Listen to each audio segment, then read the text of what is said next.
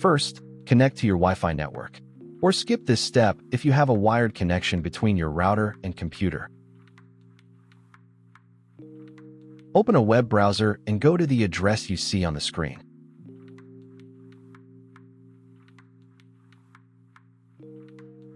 And press Enter.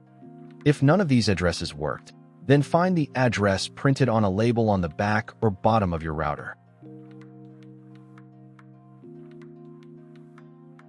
If this address also did not work, then watch my other video where I show how to find the correct IP address of the router and then return to this video.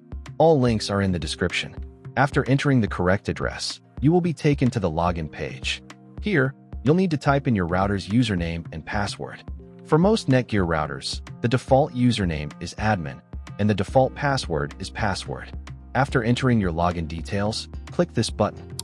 If these details do not work, then find the default information on the label on the back or bottom of your router.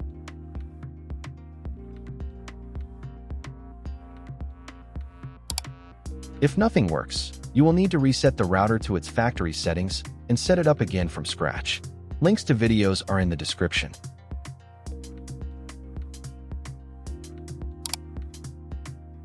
While waiting for the admin panel, I recommend the best VPN service on the market, NordVPN. It gives you secure access to all restricted content and websites worldwide. Use the link below for a 70% discount on your first month. Try NordVPN risk-free with a 30-day money-back guarantee.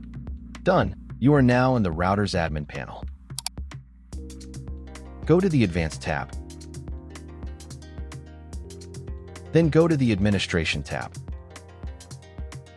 NTP Settings.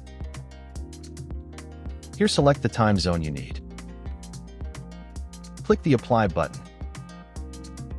Wait a couple of minutes until the settings take effect. Thanks for watching. Don't forget to secure your connection with NordVPN using the link in the description for that 70% discount.